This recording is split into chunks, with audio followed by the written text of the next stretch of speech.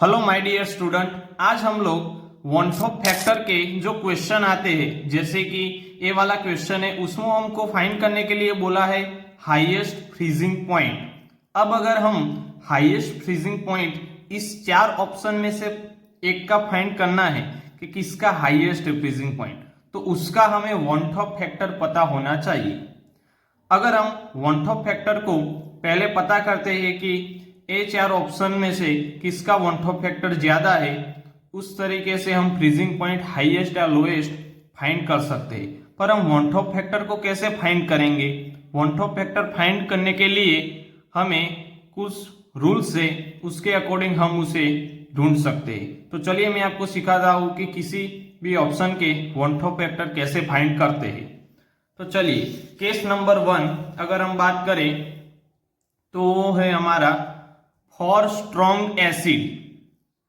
अगर HCl की हम बात करते हैं और उसका हम डिकम्पोजिशन करते हैं, यानी कि H प्लस निकलेगा और Cl माइनस उसमें से निकलेगा, तो हमें कितने आयंस मिले? एक H प्लस मिला और एक Cl माइनस मिला, यानी कि 2 आयंस मिले। ठीक है, तो इसका वन टॉप फैक्टर हो गया 2। अब हम बात करते हैं HClO4, यानी कि एक मिलेगा H प्लस और दूसरा आयन मिलेगा ClO4 माइनस, यानी कि वन टॉप फैक्टर हो गया 2। तीसरा है H2SO4, उसका अगर हम विघटन करेंगे तो 2H प्लस मिलेंगे और एक SO4 माइनस 2 मिलेगा, यानी कि वन टॉप फैक्टर है 3। अब हम दूसरा केस लेते हैं फॉर स्ट्रॉन्ग बेस NaOH, एक मिलेगा Na प्लस और एक मिलेगा OH माइनस, 2 आयंस मिलेंगे, यानी कि वन टॉप फैक्टर है हमारा 2। ठीक है, और तीसरा है BaOH ट्वाइस, यानी कि बेरिलियम प्लस 2 एक आयन, और OH कितने हैं? इधर 2 है, टोटल 3 आयन मिलेंगे, 2 OH और एक Ba प्लस, 2 OH और एक Ba प्लस, यानी कि टोटल वन टॉप फैक्टर कितना है हमारा? 3 है। ऑल टाइप्स ऑफ सॉल्ट, अब हम सॉल्ट की बात करते हैं NaCl, तो Na प्लस और Cl माइनस 2। K2SO4 कितने हैं? K प्लस कितने हैं? 2 है, 2 आयन से और एक SO4 माइनस 2, यानी कि टोटल कितने आयन हो गए? 3। अब हम बात करते हैं तीसरा, जो कि कंपाउंड में होते हैं। कोऑर्डिनेशन कंपाउंड चैप्टर आएगा 12th में, उसमें एक कंपाउंड आएंगे K फॉर FeCN6, यानी कि एक पूरा कंपाउंड है और K कितने हैं? पोटेशियम आयन कितने हैं? 4 है। तो हम क्या करेंगे, 4 पोटेशियम आयन, और जो पूरा कंपाउंड होता है उसको हम एक ही आयन में काउंट करते हैं।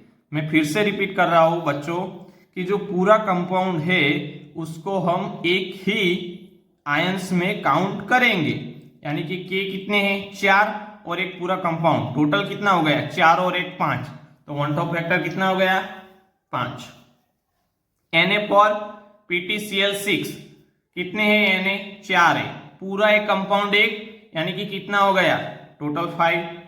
COH2O3 Cl3 into 3H2O। अब हम कहते हैं कि ये पूरा कंपाउंड है, उसको हम एक ही कहते हैं, पूरा कंपाउंड है उसको हम एक ही आयंस में काउंट करते हैं, यानी कि ये 1। और जो हमारा H2O होता है वो आयंस में काउंट नहीं होता है, इसीलिए इसका वन टॉप फैक्टर कितना हो गया? 1।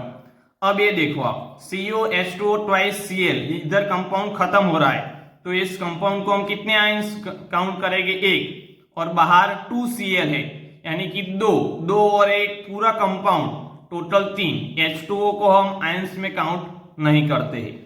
अब हम बात करते हैं जो हमको रटने पड़ेंगे कुछ एक्सेप्शन से, यानी कि यूरिया, ग्लूकोज, सुक्रोज, ये जो 3 है उसके जो वन टॉप फैक्टर होते हैं वो हमारा कितना होता है? 1 1 और 1। वो आपको याद रखना है कि ये 3 कंपाउंड के वन टॉप फैक्टर होते हैं 1, और ज्यादातर क्वेश्चन आता है उसमें जो ऑप्शन होता है उसमें 3 में से एक होता है और होता ही है। ठीक है, तो हमें वन टॉप फैक्टर काउंट करना आ चुका है कि जितने आयंस हमको मिलेंगे उतना वन टॉप फैक्टर होगा। हाँ, कई बार क्या होता है कि स्ट्रॉन्ग नहीं होता है, वीक होता है, तो उसका हमें अल्फा दिया होता है क्वेश्चन में, तो उस तरीके से वन टॉप फैक्टर मिलते। पर ज्यादातर ये जो highest freezing point, lowest freezing point ऐसे क्वेश्चन आते हैं उसमें हमें 100% आयोनाइजेशन हमें काउंट ही कर लेना होता है कि 100% वो कंपाउंड विघटन हुआ है। इसीलिए वन टॉप फैक्टर कितने मिलेगी, जितने आयंस उसमें से निकलेंगे उतना वन टॉप फैक्टर हमें मिलेगा। चलो अब हम बात करते हैं क्वेश्चन की कि हाईएस्ट फ्रीजिंग पॉइंट। तो highest freezing point one top factor के डायरेक्टली प्रोपोर्शनल है या इनवर्सली, वो हम पहले देख लेते हैं। तो इसके लिए थोड़े की पॉइंट है, आप अपनी स्क्रीन पे देख सकते हो कि एलिवेशन ऑफ बॉइलिंग पॉइंट और ऑस्मोटिक प्रेशर वो डायरेक्टली प्रोपोर्शनल है वन टॉप फैक्टर के, यानी कि ये दोनों बढ़ेंगे तो वन टॉप फैक्टर बढ़ेगा, वन टॉप फैक्टर कम होगा तो ये दोनों कम होंगे। डिप्रेशन ऑफ फ्रीजिंग पॉइंट और relative lowering of vapour pressure वो इनवर्सली प्रोपोर्शनल है आईसी के, यानी कि वन टॉप फैक्टर के इनवर्सली प्रोपोर्शनल है, यानी कि वन टॉप फैक्टर बढ़ेगा तो ये दोनों प्रॉपर्टी कम होगी, ये दोनों प्रॉपर्टी कम होगी तो वन टॉप फैक्टर बढ़ेगा। अब हमें फाइंड करना है क्वेश्चन में हाईएस्ट फ्रीजिंग पॉइंट। अब हम बात करते हैं कि जो हमारा फ्रीजिंग पॉइंट होता है, फ्रीजिंग पॉइंट वो हम इनवर्सली प्रोपोर्शनल होता है आईसी के साथ। क्या होता है freezing point inversely proportional one top factor, यानी कि हमें हाईएस्ट फाइंड करना है तो ये हमें हाईएस्ट लेना है तो ये क्या होगा, वन टॉप फैक्टर क्या होगा, लोअर। तो चलो हम बात करते हैं NaCl। NaCl में से कितनी आयन मिलेगी, Na+Cl-, यानी कि उसका वन टॉप फैक्टर हो गया 2। K2SO4 2 K और एक SO4- आयन, तो कितने हो गए total, one top factor 3 ion मिले हमें। ये एल्यूमिनियम 2 और SO4 3, टोटल 5 आयंस। ये हम बात करते हैं NH2CONH2। मैंने आपको बताया था कि NH2CONH2 किसका फॉर्मूला है, यूरिया का, और उसका वन टॉप फैक्टर क्या होता है, 1 होता है।